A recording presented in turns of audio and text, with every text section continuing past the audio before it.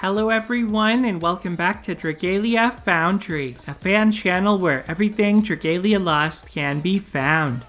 This video is going to contain my summoning session on the final showcase in Dragalia Lost featuring new adventures. Of course, this is our 3.5 year anniversary Gala Dragalia, starring none other than Bondforge Yuden and Bondforge Zethia. I'll be summoning all out on this showcase today, but not for the reasons you might think. Yes, this is our last showcase with new adventures, but as you can see, with her walking across screen, I actually was able to already pick up Bondforge Zethia as part of my free daily tenfold summons. And a few days ago, I shared that I also happened to get Bondforge Yuden in the same manner.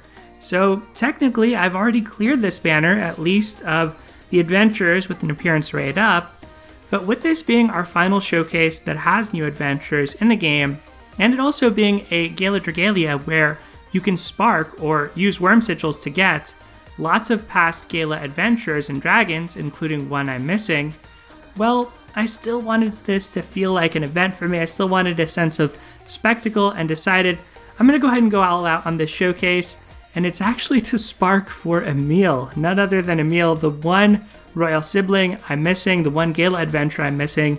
So weirdly enough, that is our plan for today. Emil has taken center stage somehow over Zethia and Yuden, but I still wanted to make this a special summoning session because I don't know how many more of these there will be on the channel in the future. It looks like we are still going to get summon showcases going forward, and some pretty interesting ones at that, so I do want to share that news. We found out today that a sigil spotlight is happening after this current Gala Dragalia comes to an end, and it's going to last from April 6th through April 15th. And this showcase does not appear to have any particular adventures at an appearance rate up, so it's a total gamble while you're summoning. But what's special about this sigil spotlight is that if you do get up to a spark, which presumably is going to mean 300 summons with Wormite and tickets, or half that much with Diamantium, or paid currency, well, if you do get to that, you can pick any of the 5-star adventurers or dragons who are on the showcase to add to your collection. So it's kind of like a more expensive dream summon where you do get a choice, and you are going to get some things along the way as you summon, but you can't really guarantee anything except for that final pull. And also, presumably, it's not going to be Gala rates on this showcase, nor will Gala or seasonal adventures be present. So it's an opportunity to get anybody from the permanent pool that you're missing, is what it looks like, but not any of those special adventures like the Gala Emil that we're going for today. So that's why I'm not personally going to be summoning on that one too much, unless we end up with a lot of resources somehow. And I'll also warn or mention here that there are a bunch of platinum showcases happening too, concurrent with that sigil spotlight. And the thing to remember about these is these are not Platinum Deluxe showcases, so you can't actually select who you're going to get, and it's also not a guarantee that who you get as your guaranteed 5-star is somebody that's missing from your collection. It could be somebody you already have, meaning it's just going to be extra Eldwater. So it is kind of a sink for Diamantium if you have any, but I don't think it's a particularly good one, and I still think that there's a realistic possibility that we're going to get some better places to put our Diamantium between now and the end of the game. So I also won't be going for any of these platinum showcases. They always show the cool adventures that you can get and the cool dragons you can get, but they're but one of many possible outcomes. In this case, these are adventure guaranteed showcases, so you wouldn't get those dragons guaranteed like in some past platinums. Alright, so with that out of the way, let's head over to the summoning screen and talk about our plans. So as you can see, Gala Emil is the one adventure here that I'm missing, and of course I already got Bondforge Prince and Zethia, so we don't have to worry about them. The one Gala Dragon I'm missing, unfortunately, is not available from Worm Sigils. That's going to be Gala Elysium, so if somehow we get miraculously lucky and pick up Gala Elysium along the way, that'll be really, really good for us. It's been a while since I did this, and with this being kind of a send-off summoning, let's check the encyclopedia to see where we stand with things. We're missing Undercover Grace, Armordiaccio, Sheila, and Yukata Cleo in the flame element. And personally, among those, Sheila is the adventurer I would want the most because she doesn't have an alt that's already in my collection, and she ended up being pretty story relevant. She's been part of our party for a while, but awakening as an Auspex definitely has her playing a more central role in the main plot, so she's the character I would want the most from there. Within the water element, I'm missing Humanoid Mercury, I'm missing Feeny, Housekeeper Pia, and Gala Emile. So of course, we're going to guarantee ourselves that Gala Emile today via sparking, but second to Gala Emile, Humanoid Mercury, definitely the character I'd want the most for some of the same logic that I applied to Sheila. Plus, I just think it'd be sweet to have all of the Humanoid Great Worms playable and in my collection by the time the game ends. Of course, they're all available, they're all playable, but what I'm saying is I actually want to get to play as them. Alright, so moving on to the wind element. In the wind element, I am missing Nina and Cecile. And for me, among the two, Nina is the one that I would really want to have. She's just been with us since the beginning of the game, and I wasn't able to summon for her earlier in the year. It would be awesome to get to pick her up and get to try her out before the game comes to an end. In the light element, I'm missing Humanoid Jupiter and Farron, as well as Summer Chell and Irene. Now personally, I would say Irene is the design I like the most out of these characters. And Summer Chell is probably the character that would help me the most because I think that Flashburn Res Down would be pretty nice to try out against Legend Iblis. Having said all of that, the one, if I had to choose, I'd want to add to my collection the most among them would actually be Humanoid Jupiter. Same logic that I applied to Humanoid Mercury, and even though I don't like Jupiter as much as Mercury, I still would want to have them all. They're the Great Worms after all. Okay, so last, in the Shadow element, I actually have all the adventurers, so there's nobody that we're missing in that element, which is great. And now when it comes to dragons, I mentioned I don't have Elysium, so that's one of the two I'm missing. The other dragon I'm missing is Tieshan Gongju, so if we happen to get her, that'd be awesome. I think she'd probably help me in Iblis as well, and Elysium certainly would be handy to have there too, because I still don't really have that strong a selection of light dragons, all things considered. But those are the two dragons I'm missing. By the end of the game, I would love to get all the dragons that I'm missing, get Sheila and the Humanoid Great Worms and Gala Emile, and I think I'd be pretty content with that. If we could also get Nina, that'd be fantastic, but we'll see. We'll try to ration our resources after this summoning session, see what other types of showcases come up, if they feature any of these other adventurers. There is a real chance that a remix shows up later in the month or in subsequent months which features Gala Emile, and that if I wait for that, that'd be the best time to actually get him. But not knowing that, I think I have to kind of go for it here, and especially considering I already have many days of free summons as well as some daily deals put toward the worm sigils, which should make it easier to spark and consume fewer resources. So that's our game plan for today. We've stalled long enough. Let's go ahead and get into the summoning here. And we're going to start off with 9 singles, try and increase our pity rate, and just see how things go. We'll probably get some Bond Forged duplicates along the way. We may get some of the 5-star adventures and dragons that we're missing, but maybe not. It's going to be pretty unlikely we do, since we do have most of the game's roster filled out, thankfully. But in the case that we do, that would be really awesome. So let's hope for that. We're getting a 5-star in this set of single summons. Let's hope to see somebody new. All right, it's just one, and what's it going to be? Looks like a bow. Okay. Is there a bow adventure that I don't have? We just looked them all over, and I can't think of one that I'm missing. I might actually be complete on bow adventures. So probably going to be a duplicate here. And it's Isaac, one of the more recent bow adventurers. It's interesting how I feel like I always get these recent adventures not long after I summon for them.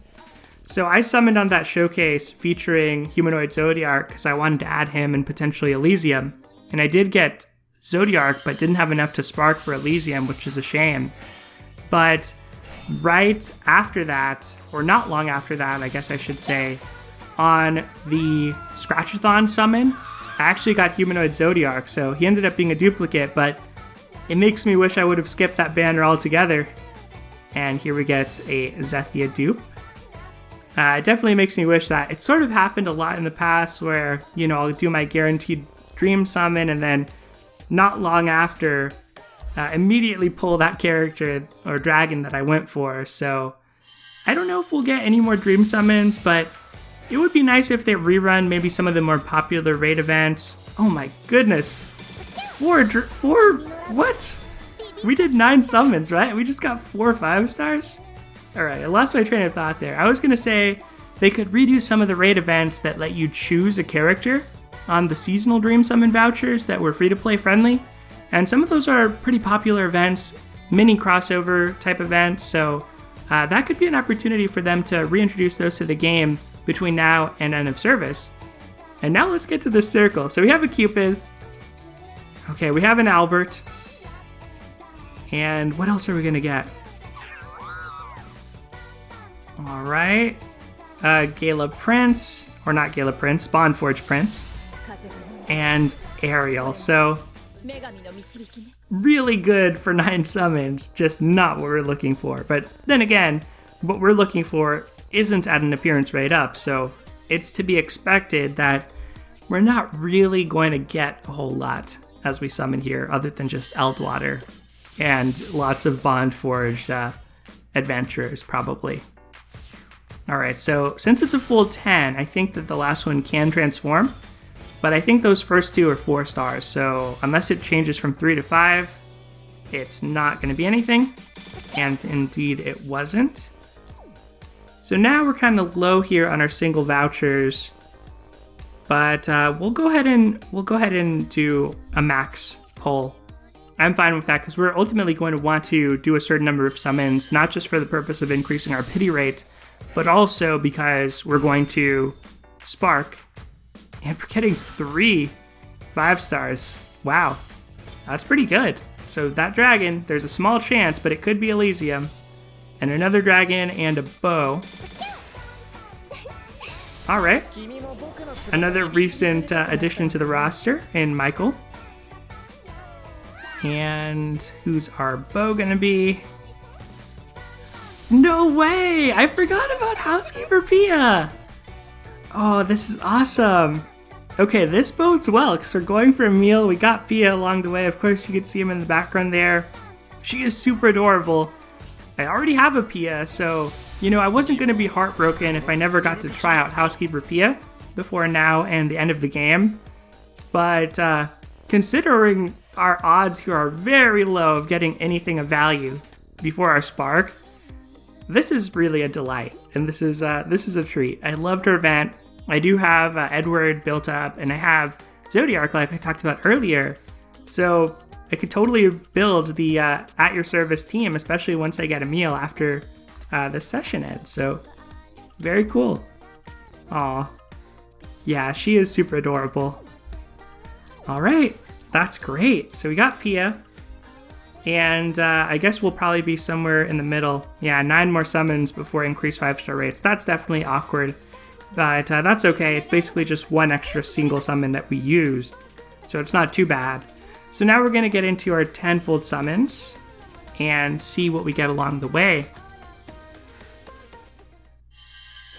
You know, I've still been thinking, of course, about Dragalia Lost kind of coming to an end and contemplating really what could be done with the property in the future, because I feel like it is such a rich intellectual property, and was kind of thinking over just what I personally have liked most about it. And even as the story has started to become a little bit hard to follow, I think that the lore and just the setting, the world of the game, is probably the thing that I like the most overall, even more so than the gameplay system. While it is a really fun system, and I think it's really well implemented for mobile and for touch interface, I do feel like the characters in the world of Dragalia Lost could lend themselves to lots of different gameplay styles, and it would still be very, very enjoyable. So I've expressed in past videos that I kind of prefer slower, more methodical type of games. So tactics and strategy games and card games. That's kind of the background that I'm used to. And I also like some roguelikes that are a little bit more action heavy, like Dead Cells or Hades, but I don't feel like I'm especially good at them. And I'm not really good at Souls-likes. So I think that Dragalia moving into more of a turn-based space than an action space, I would still be all aboard for it if there's an intent or desire to, bring forward another game using the template or using the world from Dragalia Lost. Of course, if it were more of the action content that Dragalia Lost has provided so far, I think that would be really cool too. Okay, well, we haven't seen Mars in a while, so there we go. We got a Mars. And of course, we are getting some of these duplicates that we expect. But yeah, I think there are just so many styles that would be really fun to experience this world in. And for me personally right now, I'm deep in the throes of triangle strategy. I'm on my first playthrough, and I'm on like chapter 16 or so. And it sounds like such a boring game on face value if you're not really into that sort of thing, because it's like the politics of trade and salt and world affairs. But that gameplay style with Dragalia Lost characters, the imagination can, it just excites me to think about.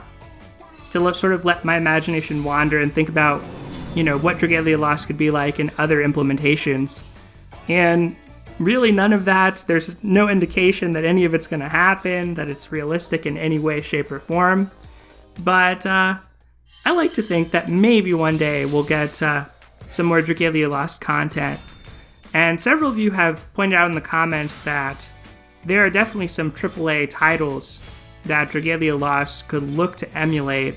Xenoblade 2 is one I've seen pointed out by a couple different commenters. And I think that would be a very organic fit, because it's kind of a real-time action style gameplay where you do have some selection of skills you're going to use. You have some swapping between characters if you want to do that, or between blades. Maybe they could implement dragons in a similar fashion to blades, or really in another fashion.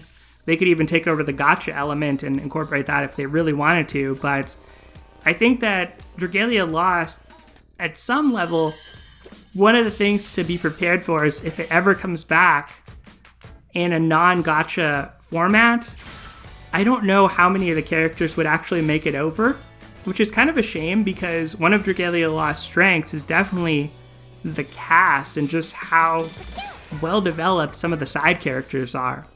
So what I mean by that is, like, let's say there's a Warriors spin-off of Dragalia Lost, or even a mainline RPG. I don't expect there to be nearly 300 characters in that game, right? It's probably going to be Yuden, Elisan, Ronzel, Zethia, maybe Alex, Cerise, Laxi, Mascula. Some of the characters that are really part of the core that are actually going to be playable. And if there's one thing that maybe doesn't bode super well for Dragalia Lost future adaptations either, is you have to think that Cygames, insofar as they're holders to the intellectual property rights of Dragalia Lost, you do have to think that they would probably be doing a lot of these ideas first with Grand Blue Fantasy as their flagship IP, rather than with Dragalia. So, for example, I think a 2D style fighting game would be really cool with Dragalia Lost. And I think we got Grand Blue Versus, not too many years ago, right? And so that's one where, I would love to see that with Dragalia Lost, but why not just release another Grand Blue game? It's probably going to be more popular. So I think that that's maybe a limitation to overcome. And in more recent times, I think Princess Connect Redive has done well, and then their horse racing game, I don't remember the name of it. I haven't played it, but I know a lot of you out there have probably played it and know what I'm talking about. I don't know if you actually race horses or you raise horse people or something like that, but it's a popular game and very popular in Japan as well. So Yeah, I don't think Dragalia Lost ever really achieved that level of acclaim. But going into the future, it's always going to be kind of in the back of my mind, watching those Nintendo Directs, thinking about, could there be a Dragalia Lost sighting one of these days? Could we get My Nintendo rewards and even have a Switch icon or something, at the very least? I don't really see it happening anytime soon, but there definitely are, other games that have been shut down only to have a sequel immediately released and kind of a true reset of some of the systems that weren't working out in the game. Here we have another circle with 5 stars, 2 this time around, a sword, probably going to be the prince, and a dragon. Let's hope we can get Elysium in that dragon spot. We already got Housekeeper Pia, so, one can only ask for so much luck, but Elysium would be fantastic for us. And it's just going to be Apollo. I guess we never really learned a whole lot about Apollo and Leah and the Colosseum, and Emma, I think, was part of that. Wasn't that like a whole thing? A collection of related dragons and adventures in Dragalia Lost? Didn't they hail from some particular place, some proper noun? I think that's going to be one of my projects coming up, is just I need to go through and really document and remember and write down like all of the proper nouns, all of the lore in some level in Dragalia Lost. There's so many people, places, and things that are referenced in Dragalia Lost that's it gets very deep at some level, just as far as the amount of detail put into the world building. So I was noticing this when playing the Advent of the Origin event that's happening right now. I think Ronzel, or one of the other characters, mentions Wednesday. They're using an idiom. They mentioned one of the days of the week. Maybe it's Sunday or another day of the week, right? And it just hit me like, oh, in Dragalia Lost, they have the same days of the week as in reality. But that's not the case for the months. And I remembered, oh yeah, all the months have like a special name, like Month of the War Dragon or something like that. And that's probably not one of the actual names, but they all have a special name. And I think that may have been revealed in like the mini dragon stories, or it may have been revealed before that. But I think I remember first recalling it like around Valentine's Day, and February I remember had something to do with love as the name of the month. So there's all these little things, there's all these little details, and how the world has been built up and created that I just find super charming. There's stuff from Dragalia Lost Past about Dane, about the Sand Reach that, we still don't really know about. Where did Nadine's tablet come from, or her iPhone come from, right? And we probably never really need to know the answer to that, but it's just fun to think about, at least to me.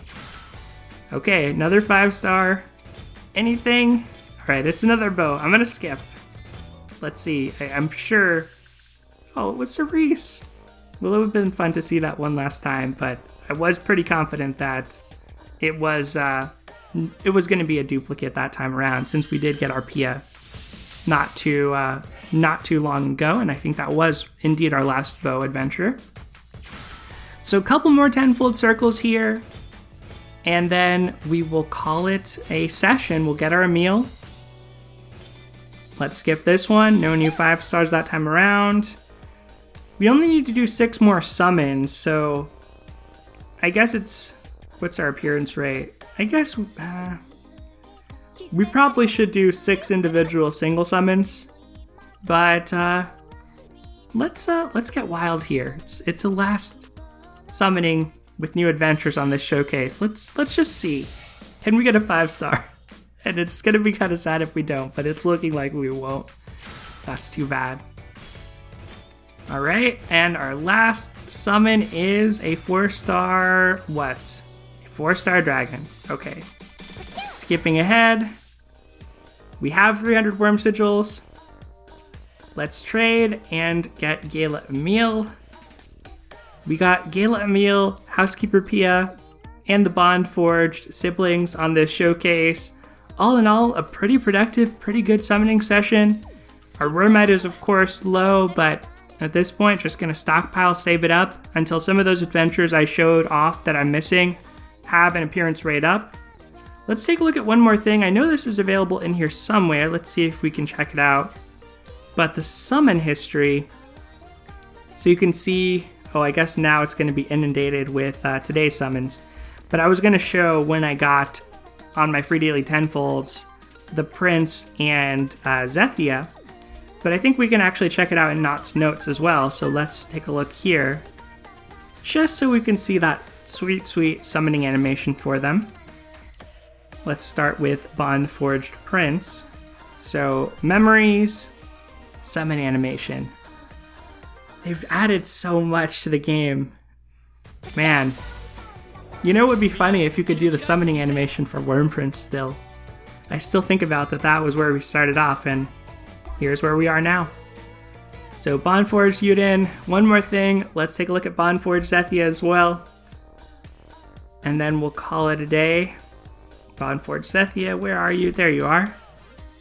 Memories, summon animation.